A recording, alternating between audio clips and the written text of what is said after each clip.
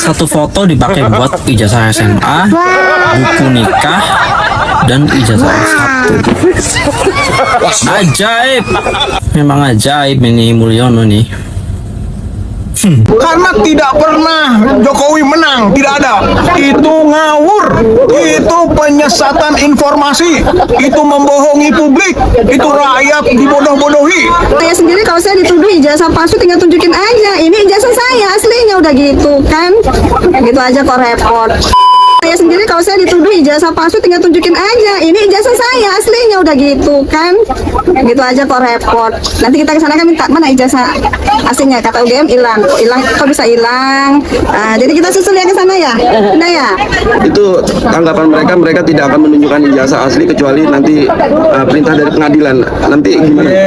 Itu kan di pengadilan sudah berkali-kali, pengadilan itu baik perdata maupun pidana, dan kita sudah sama-sama berupaya, hayu tunjukkan di situ di pengadilan loh. Jadi kalau sekarang balik lagi ke pengadilan loh, pengadilannya sendiri akhirnya menutup proses pembuktian, malah hanya menyatakan tidak berwenang pengadilan, gitu kan. Yang terakhir itu di Pengadilan Jakarta Pusat kan gitu. Jadi memang itu adalah siasat kalau menurut saya. Ini menyangkut pola bagaimana menyembunyikan ketidakmampuan dan juga ketidakmauan atau ketiadaan dari ijazah itu, gitu kan. Pengadilan memenangkan Jokowi, bahasa itu ngawur, itu penyesatan informasi, itu membohongi publik, itu rakyat dibodoh-bodohi. Karena tidak pernah Jokowi menang, tidak ada. Gitu. Baik pada peradilan perdata pertama, ya kan, itu tidak dicabut karena ditahannya Gus Nur, penggugat prinsipalnya Gus Nur, gitu kan. Dia mencegahnya dengan menangkap. Apa tidak jahat itu, gitu kan. Yang pertama, nggak kalah kita. Yang kedua, pidana. Pas pidana di Solo, gitu kan, ternyata kita dimenangkan, gitu. Jokowi dikalahkan karena tuduhan soal ijazah yang dituduhkan oleh Gus Nur dan Bambang Tri, gitu kan, ternyata, gitu kan, dibenarkan oleh pengadilan tingkat pengadilan tinggi dan Mahkamah Agung. Kalau pengadilan negeri memang gitu seolah-olah hoax, seolah-olah ijazah palsu tidak benar, tapi oleh pengadilan tinggi Semarang dan oleh Mahkamah Agung justru dibenarkan, gitu. Yang dituduhkan, yang didakwakan dan yang dihukum soal ujaran kebencian, soal ijazah itu nggak disinggung, jadi semua dibenarkan itu oleh pengadilan tinggi dan Mahkamah Agung. Dan yang ketiga, gitu kan, ketika perdata itu NO, Nip on Pangkelek Verklaard, itu tidak diterima. Kalau tidak diterima itu bukan ada yang kalah, nggak kalah kita. Kalau ditolak baru kalah. Ini bukan nggak ngerti hukum, itu namanya si lawyer TAT. Sayangnya, konteksnya memalukan. Karena kalau dokumen itu benar, lengkap, dan rapi, kenapa harus takut diperiksa dan diverifikasi? Tidak ada lembaga yang panik terhadap kebenaran. Yang biasanya panik adalah lembaga yang sedang menjaga kebohongan. Sementara, kelompok yang meragukan ijazah datang dengan data pembanding. Tanggal yang tidak sinkron, arsip hilang, dokumen administratif tidak ada, testimoni berubah-ubah. Apakah semua itu pasti benar? Tidak. Tapi, apakah negara sudah membantahnya secara meyakinkan? Belum. Sama sekali belum. Yang kita hadapi sekarang itu bukan teori konspirasi. Yang kita hadapi adalah kekosongan jawaban. Dan di titik ini, mari jujur, publik masih belum tahu apakah ijazah Presiden Jokowi itu benar-benar otentik, atau kita sedang menyaksikan salah satu kebohongan paling mahal dalam sejarah Republik Indonesia. Jangan marah pada rakyat yang bertanya, marahlah pada sistem yang membuat pertanyaan sesederhana ini berubah jadi ancaman bagi negara. Kalau negara sebesar Indonesia saja takut mengaudit satu ijazah, bagaimana kita bisa berharap hukum ditegakkan untuk korupsi triliunan? Kalau sebuah dokumen sarjana saja dianggap tabu untuk diperiksa, untuk apa kita punya institusi negara? Saya bahas analisis lengkapnya di YouTube Kiti Kirana. Kalau kamu masih percaya negeri ini pantas punya pemimpin yang jujur, tonton sampai habis dan jangan biarkan pertanyaan sesederhana ini dibungkam. Karena kejujuran itu bukan hak istimewa, itu adalah syarat dasar untuk sebuah republik. Jadi Jokowi itu bukan Jokowi Dodo. Jokowi yang disebutin. Ucapan selamat untuk sahabat saya Dr. Bonatua Silalahi yang sudah berhasil mendapatkan 5 ya. Nah, ini luar biasa ya, 5. Mulai dari yang tahun yang pertama kali didapatkan itu justru yang terbaru. Tahun 2019 yang tanda tangannya berwarna biru di sini, Profesor ini masih dokter ya, Dr. Budiadi ya. Kemudian 2014 ya. Nah, ini yang Profesor Muhammad Naim. Kemudian ini dari dua-duanya ini dari KPU.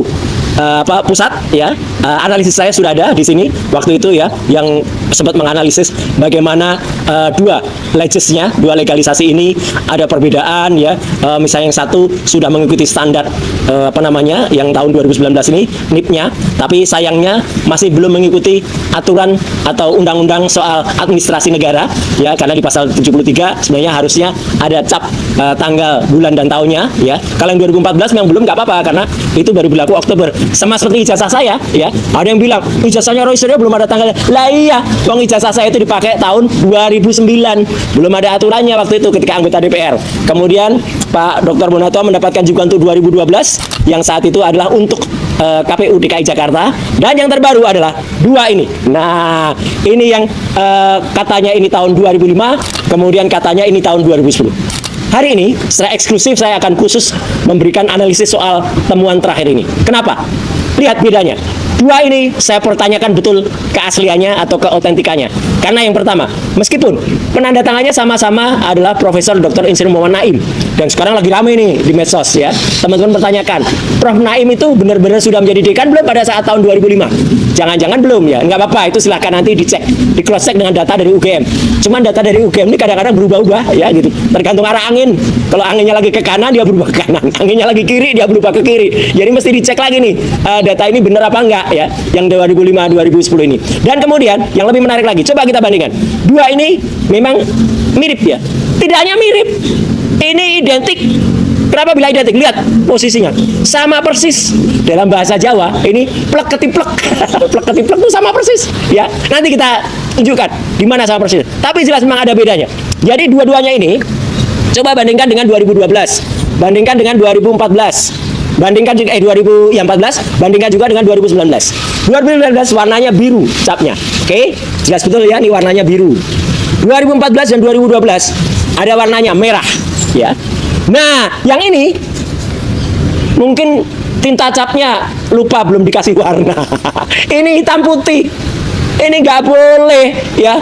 Jadi itu kesalahan fatal pertama. Nggak boleh, namanya legis itu hitam putih. Nggak ada bantalan cap warnanya hitam, kemudian capnya juga hitam dan tidak berwarna seperti ini. Jadi ini fatal ya. Ini artinya apa? Ini harus dipertanyakan.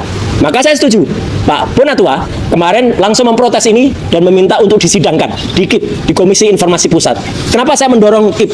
Sekali lagi teman-teman semua, saya harus buka rahasia nih. Tahun 2000 ketika KIP itu, undang-undang KIP itu tahun 2008 itu disahkan ya.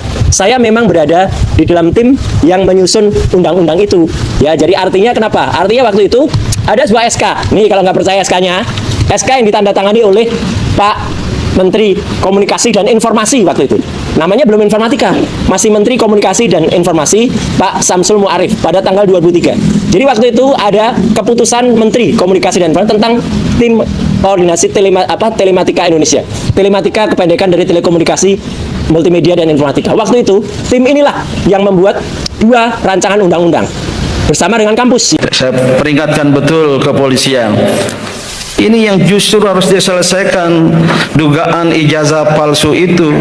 Jangan kemudian menggugatnya yang justru digugat seorang Amin Rais di seputar 98 menjadi lokomotif reformasi. Beliau waktu itu membidik Presiden Soeharto. Sekarang membidik menantu, mantan atau menantu. Disarankan oleh beliau untuk melepaskan diri, disengagement, mufaraqah dengan sumber-sumber malapetaka bangsa di masa yang akan datang. Warga Muhammadiyah itu 95% mendukung pernyataan Pak Amin Rais. Apalagi ormas-ormas Islam yang lain. Saya juga diminta oleh Mbak Tifa, Bang Din, masa tega membiarkan anak Muhammadiyah. Tifa itu SD Muhammadiyah di Jogja sana, dan sama mengaku Muhammadiyah dan memang Muhammadiyah, maka saya datang ke Kapolda ya untuk apa? Untuk memberi kesaksian ahli. Ini juga Pak Yusuf Kalla dituduh. Saya kebetulan beliau telepon saya mobilisir tokoh-tokoh Kristiani, ketua umum PGI, anggota, pengurus KWI berkumpul di rumah Pak Yusuf Kalla. Terakhir ormas-ormas Islam, 3 orang itu, Ade Armando, Abu Janda, Grace Natali, patut diduga dan diyakini. Nah, ini sekarang puluhan ormas lembaga Islam berbondong-bondong ingin mengadukan gugatan gitu. Pak Amin sudah lama sekali dan saya bersetuju, tidak hanya al-amru bil ma'ruf wan nahyu 'anil munkar, tapi al-amru bil adli wan nahyu 'aniz zulmi. Selain amar ma'ruf nahi mungkar, menegakkan kebenaran, mencegah kemungkaran, amar adil, al-amru bil adli, memerintahkan untuk menegakkan keadilan, wan nahyu 'aniz zulmi, dan mencegah melawan kezaliman. Jika terang datang, gelap akan hilang. Idza ja'al haqqu wa zahaqal batil. Jalan perjuangan dengan cita-cita yang sama, izzul Islam wal muslimin, dan secara khusus mewujudkan Indonesia sesuai dengan cita-cita yang ada dalam pembukaan Undang-Undang Dasar 1945. Dari ijazah Jokowi, jejak pengecekan ke Pasar Pramuka, durasi plus 15 menit, pukul 0:01:20. Pembukaan polemik tak berujung. Selama bertahun-tahun, nama Joko Widodo atau yang akrab disapa Jokowi selalu dikaitkan dengan satu pertanyaan besar yang tak pernah benar-benar selesai. Bagaimana sebenarnya keaslian dokumen pendidikan beliau, mulai dari sekolah dasar hingga perguruan tinggi? Isu ini bukan baru muncul. Sudah sejak beliau menjabat wali kota Surakarta, lalu gubernur DKI Jakarta, hingga menjadi Presiden Republik Indonesia, pertanyaan mengenai keabsahan ijazah dan transkrip nilai Jokowi terus bergema di masyarakat, media, dan dunia maya. Dan di tengah panjangnya rentetan kontroversi ini, muncul satu nama tempat yang menjadi sangat populer dalam pembahasan ini, Pasar Pramuka. Ya, pasar yang terkenal sebagai pusat perdagangan alat tulis, perlengkapan kantor, dan berbagai jenis dokumen cetakan di Jakarta itu tiba-tiba menjadi bagian dari narasi besar mengenai riwayat pendidikan pemimpin nomor 1 Indonesia. Ada klaim, ada tuduhan, ada pembuktian, dan ada juga penyangkalan keras.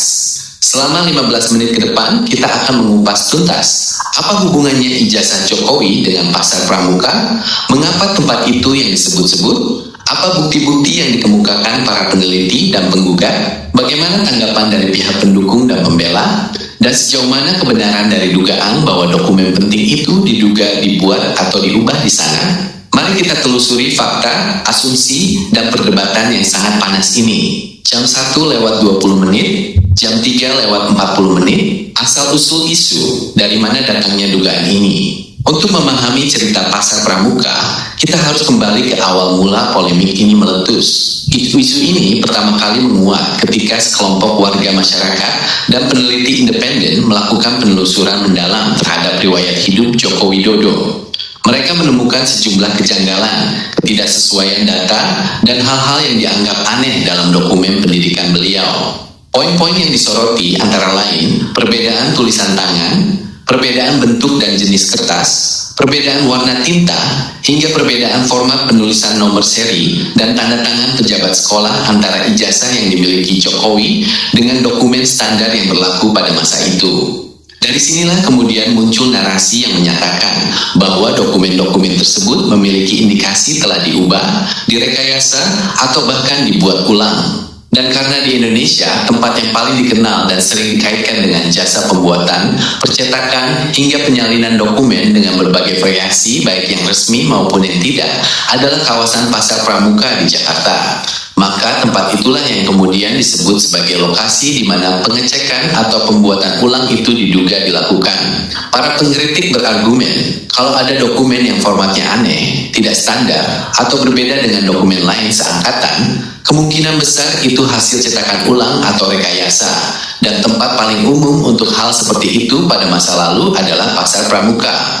Inilah awal mula kaitan erat antara ijazah Jokowi dengan nama pasar tersebut. Jam 3:40, jam 6:30, apa yang ditemukan saat dicek temuan para peneliti. Sekarang mari kita bahas apa sebenarnya yang diklaim ditemukan saat dokumen-dokumen tersebut diduga dicek atau diteliti dengan standar yang ada di percetakan pasar pramuka. Berdasarkan penelusuran yang dilakukan oleh pihak yang meragukan keaslian dokumen tersebut, setidaknya ada 5 temuan utama yang menjadi alasan mengapa pasar pramuka disebut-sebut. Pertama, jenis kertas dan kualitas cetakan. Dokumen ijazah yang diperlihatkan Jokowi dinilai menggunakan jenis kertas dan teknik cetakan yang lebih mirip dengan produk percetakan komersial atau umum yang banyak dipesan di pasar pramuka, bukan kertas berhologram khusus atau kertas berkeamanan tinggi yang seharusnya digunakan oleh instansi pendidikan negara pada masa itu. Kualitasnya dianggap terlalu umum, tidak memiliki ciri khas keamanan dokumen resmi negara. Kedua, perbedaan format dan tata letak. Saat dibandingkan dengan ijazah milik teman sekelas atau lulusan tahun yang sama dari sekolah yang sama, ditemukan perbedaan mencolok pada tata letak tulisan, ukuran huruf, hingga posisi kolom nilai. Menurut para ahli percetakan dan administrasi yang dikutip, format dokumen resmi itu baku dan seragam. Jika berbeda, maka ada kemungkinan dokumen itu dicetak secara terpisah, tidak dalam satu rangkaian produksi resmi, dan layanan cetak dokumen dengan format yang bisa diubah-ubah ini sangat banyak tersedia di pasar pramuka. Ketiga, anomali tinta dan tanda tangan. Ada temuan yang menyebutkan bahwa warna tinta pada beberapa bagian dokumen berbeda. Ada yang terlihat lebih baru, dan gaya tanda tangan kepala sekolah dianggap tidak konsisten dengan dokumen arsip sekolah yang tersimpan. Di pasar pramuka tersedia berbagai jenis tinta dan teknik penulisan yang bisa disesuaikan pesanan, sehingga hal ini dianggap menguatkan dugaan rekayasa. Keempat, nomor induk dan seri yang tidak baku. Pengecekan terhadap nomor seri dokumen menunjukkan urutan yang dianggap tidak logis atau tidak sesuai dengan arsip administrasi sekolah. Hal ini sering terjadi pada dokumen buatan ulang yang nomornya dibuat asal-asalan atau disesuaikan agar terlihat sah. Sebuah praktik yang diklaim banyak ditawarkan di kawasan percetakan tersebut. Kelima, ketidaksesuaian data riwayat hidup. Hal paling mendasar, ada perbedaan data nama lengkap, tempat lahir, hingga nama orang tua antara dokumen pendidikan satu dengan yang lain, maupun dengan dokumen kependudukan.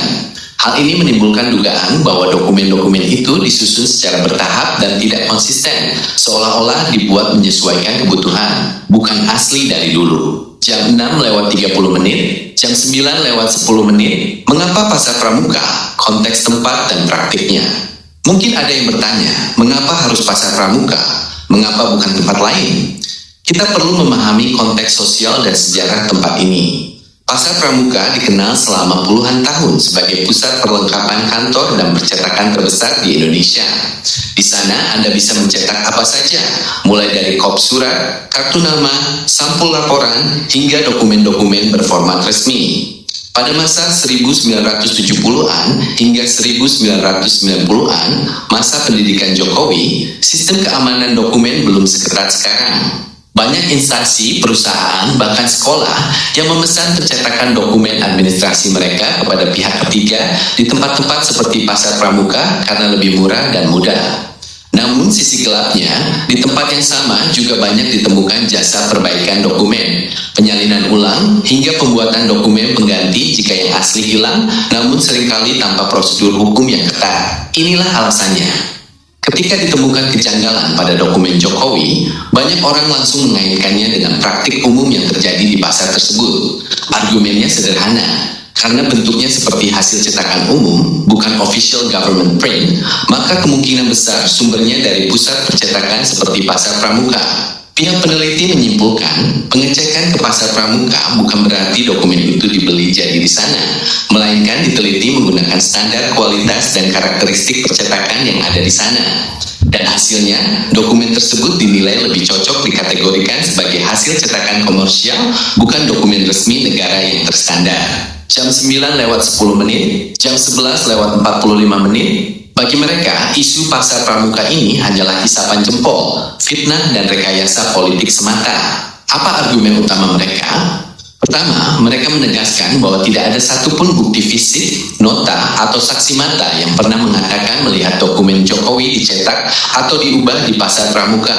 Semua yang beredar hanyalah asumsi, dugaan, dan analisis subjektif belaka. Menghubungkan dokumen seseorang dengan tempat tertentu hanya karena jenis kertasnya umum dianggap sebagai tuduhan yang sangat dangkal dan tidak ilmiah.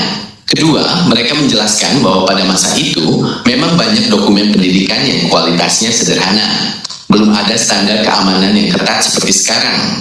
Jadi perbedaan sedikit dalam tulisan atau format adalah hal wajar karena dibuat secara manual atau sederhana, bukan berarti palsu atau diubah. Ketiga, pihak sekolah dan rekan-rekan seangkatan Jokowi telah memberikan keterangan dan kesaksian bahwa Jokowi benar-benar bersekolah dan lulus di tempat tersebut. Jika riwayat sekolahnya nyata, maka otomatis dokumen pendidikannya pun sah adanya. Keempat, mereka menyoroti motif politik. Isu ini terus dihembuskan hanya untuk menjatuhkan kredibilitas dan citra Jokowi, bukan murni mencari kebenaran sejarah. Menurut mereka, mengaitkan nama besar presiden dengan pasar pramuka dengan tuduhan rekayasa dokumen adalah cara murah untuk mencoreng nama baik. Intinya bagi pihak pembela, hubungan antara ijazah Jokowi dengan pasar pramuka itu hanyalah kaitan buatan yang dibangun oleh pihak yang tidak suka tanpa dasar hukum dan fakta yang kuat. Jam 11:45, jam 13:30, pandangan netral, persepsi versus fakta hukum. Di tengah tarik ulur yang sangat keras ini, kita perlu melihat dari sudut pandang yang lebih objektif. Secara fakta hukum, hingga saat ini belum ada putusan pengadilan yang menyatakan dokumen Jokowi palsu atau asli. Semua masih berada di ranah opini, persepsi, dan analisis publik. Namun, kita juga harus mengakui bahwa isu pengecekan di pasar pramuka ini menjadi sangat penting secara sosial. Pasar pramuka menjadi simbol dari keraguan publik terhadap administrasi, simbol dari kecurigaan terhadap integritas pejabat, dan simbol dari bagaimana masyarakat menilai keaslian dokumen. Apakah dokumen itu benar-benar pernah dibawa ke sana untuk dicek, atau hanya sekedar dibandingkan standarnya? Kita tidak pernah tahu pasti. Namun satu hal yang pasti, kejanggalan-kejanggalan yang dikemukakan para peneliti itu nyata adanya.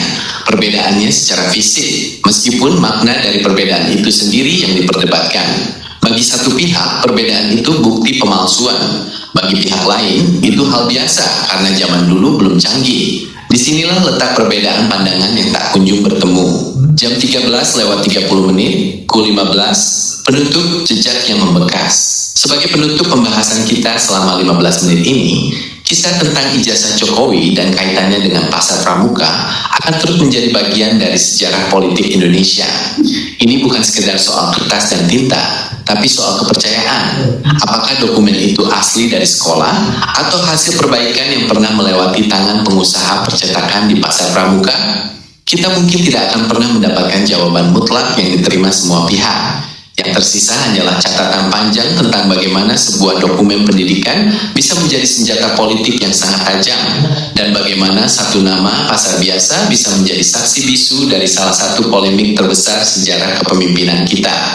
Terlepas dari mana asal dokumen itu, yang terpenting bagi sejarah adalah apa yang dilakukan pemimpin itu selama menjabat. Namun bagi banyak orang, pertanyaan tentang asal mula dan keaslian dokumen tetap menjadi catatan tanya yang sulit dihapuskan. Demikian pembahasan lengkap mengenai misteri pengecekan ijazah Jokowi ke pasar pramuka. Semoga ini menambah wawasan Anda tentang sisi lain dari sejarah pemimpin kita. Terima kasih telah menyimak. Halo teman-teman, selamat datang kembali di channel ini. Nah, teman-teman, kita sedang menonton sebuah cuplikan video menarik, dan dari video tersebut banyak komentar netizen yang meluapkan isi hatinya. Kita mulai dari Hermanto mengatakan, "Sudahlah wahai para penegak hukum, jujurlah kalian, yang salah katakan salah, yang benar katakan benar, sebelum azab dan laknat datang." Komentar selanjutnya dari Mbonaguli mengatakan, "Kepolisian di negara Indonesia ini banyak pembohongnya." Komentar selanjutnya dari Hermanto mengatakan, "Semoga yang menzolim rakyatnya segera dapat balasan dan azab." Komentar selanjutnya dari Edi Susanto mengatakan, ayo tangkap dan adili Jokowi dan kroni-kroni yang menghambat pemeriksaan ijazah palsu, malah adu domba sesama rakyat. Komentar selanjutnya dari Sanusi Mucis mengatakan, menjadikan soal Jokowi gak habis-habisnya. Kenapa? Karena demi uang keadilan sudah amburadul, bikin gaduh terus sampai kapan kiamat. Komentar selanjutnya mengatakan, kalau sudah kebohongan menguasai negara ini, tunggu saja murka Allah pasti terjadi, cepat atau lambat. Komentar selanjutnya dari Wardoyo Edi mengatakan, betul, kalau untuk ijazah saja negara tidak bisa mengatasi, apalagi korupsi triliunan. Pusing. Komentar selanjutnya dari Ian Sofian mengatakan, ayo dong bapak-bapak para penegak hukum, adili Jokowi. Aneh penegak hukumnya malah kalah sama Jokowi. Parah. Komentar selanjutnya dari Mochami Binilis Iyas mengatakan, ini bahaya, bisa terjadi publik akan menghakimi dengan cara. Komentar selanjutnya dari Gembol Jaya mengatakan, satu-satunya jalan Prabowo menserserakan supaya penegak hukum berjalan dengan adil. Komentar selanjutnya mengatakan, ayo Bung Roy, Dr. Tifa, bongkar ijazah Jokowi yang sudah membohongi selama 10 tahun. Komentar selanjutnya dari Ibnu Masud mengatakan, Prabowo memang harus mendukung rezim Jokowi diseret keratanan hukum. Komentar selanjutnya dari Tarwanman mengatakan, repotnya Prabowo tidak lebih baik orang biasa berbalik memuji Jokowi. Komentar selanjutnya dari Johan Damir mengatakan, mestinya perintahkan agar ijazah Jokowi ditunjukkan, baru mantap, bukan sekar setuju. Komentar selanjutnya dari Suratman mengatakan, Jokowi pencel, niat jahat banget, kawit mbien, Gus Nur didiskriminasikan, Saiki Roy tersangka, aneh ijis, kalau Jokowi dorong tahu duhe nang pengadilan pencet ngadu domba. Komentar selanjutnya dari Ihok Naswa mengatakan, gara-gara ijazah palsu Jokowi Indonesia jadi gaduh. Apa Pak Prabowo nggak lihat dan dengar ya? Komentar selanjutnya dari Arbit mengatakan, omon-omon aja malah dilindungi Jokowi kebal hukum di negeri ini. Komentar selanjutnya dari Mbah Dukun mengatakan, Pak polisi, jaksa, hakim sudah dibayar koloni. Bila mereka jujur pasti tidak berlarut-larut. Palsu memang itu yang ada dan telah terjadi. Komentar selanjutnya dari Hartono Simun mengatakan, orang yang melindungi temannya dari perbuatan jahat sama dengan pelaku kejahatan. Komentar selanjutnya dari DR Suprianto mengatakan, para ahli sudah membuktikan bahwa ijazah Jokowi palsu, sekarang tinggal Jokowi buktikan ijazah aslinya. Komentar selanjutnya dari Budi Santoso mengatakan, negara sebesar ini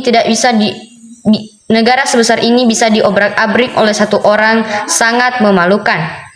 Komentar selanjutnya dari Lohok Naswa lagi mengatakan, kenapa perkara sudah menang di pengadilan tapi yang kalah nggak ditangkap? Negara apaan tuh?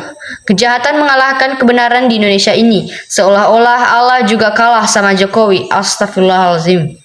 Komentar selanjutnya dari Pagolori mengatakan, saat ini masyarakat hanya percaya pengadilan, rakyat ayo bergerak. Komentar selanjutnya mengatakan, rugi besar kalau masa pemerintahan Presiden Prabowo tidak mampu menuntaskan kepastian hukumnya dengan benar dan keadilan satu lembar ijazah. Dampaknya gimana menarik investor asing percaya kalau hukumnya terkesan tidak tegas. Komentar selanjutnya dari Lok Naswa lagi mengatakan, ya Allah yang Maha Kuasa di dunia ini, hamba mohon keadilan dan kuasamu untuk mengajab Jokowi di dunia ini. Karena seluruh umat Islam di Indonesia ini sudah tidak mampu melawan kezaliman seorang Jokowi. Lihatkanlah bahwa kebenaran tidak akan kalah oleh setan kebatilan. Allahu Akbar. Komentar selanjutnya dari Sumiati Darmowasito mengatakan, setuju, terima kasih Mbak. Mantap mewakili rakyat yang waras. Semoga Roy Suryo DKK dalam perlindungan Allah SWT. Komentar selanjutnya dari Sumardi Sri mengatakan, Angel para penegak hukum takut dicopot jabatan, mungkin bukti jelas presidennya sudah tahu, nggak mungkin nggak tahu. Komentar selanjutnya dari Hartono mengatakan siapapun presidennya di negeri ini kalau tidak bisa memperbaiki penegak hukumnya, maka keadilan bagi rakyat kecil. Komentar selanjutnya dari Arbi lagi mengatakan sebaiknya diulang peristiwa 20 Mei 1998 supaya negara ini baik kembali. Komentar selanjutnya dari Abdul Aziz mengatakan sampai kapan Indonesia hukum ditegakkan untuk kebenaran, itu harusnya seperti apa sih? Komentar selanjutnya dari Sri Nureni mengatakan di mana peran pemerintah di saat ada polemik seperti ini? Penanganannya sampai berlarut-larut. Komentar selanjutnya dari Syam Syumiat mengatakan sehat selalu dan semangat Pak Rizal Fadilah dan lain-lain. Komentar selanjutnya dari Ramliska Sak mengatakan pengadilan abal-abal, ijazah yang mau-mau ditunjukkan, tidak ada yang asli. Komentar selanjutnya dari Didi Hadi mengatakan yang mau ditunjukkan apa? Ini hanya mempersulit tuntunan rakyat. Komentar selanjutnya dari Sunarto Pramo mengatakan para penegak hukum udah sumpah akan adil dan jujur, kenapa ijazah palsu Jokowi kok gak ada, selesai nunggu. Komentar selanjutnya dari Edi Rianto mengatakan bumi anguskan saja kalau orang-orang mau merusak bumi Indonesia Nusantara ini. Komentar selanjutnya dari Gato Burdiar. Gato mengatakan bukankah Polda Metro Jaya dan Pak Jokowi sudah menunjukkan ijazah aslinya waktu acara gelar perkara khusus? Kepada Roy CS dan Rektor UGM juga sudah menyatakan bahwa Pak Jokowi adalah alumni UGM dan ijazah yang diberikan kepada Pak Jokowi adalah sah. Maka jika Roy CS masih mempermasalahkan keaslian ijazah Pak Jokowi, harusnya mereka menuntut kepada UGM bukan kepada Pak Jokowi. Tapi karena memang tujuan utama menciptakan kasus tersebut adalah mencari kegaduhan untuk menurunkan approval rating Pak Jokowi, maka mereka tetap menuntut kepada Pak Jokowi. Komentar selanjutnya dari Heri Yanto mengatakan apa berani memerintahkan aparat hukum dalam hal ini pengadilan Polda untuk memeriksa dan menunjukkan ijazah asli Pak Jokowi. Baik teman-teman, sampai saja komentar yang kita bacakan dan sampai jumpa di video selanjutnya. Terima kasih sudah menonton sampai akhir.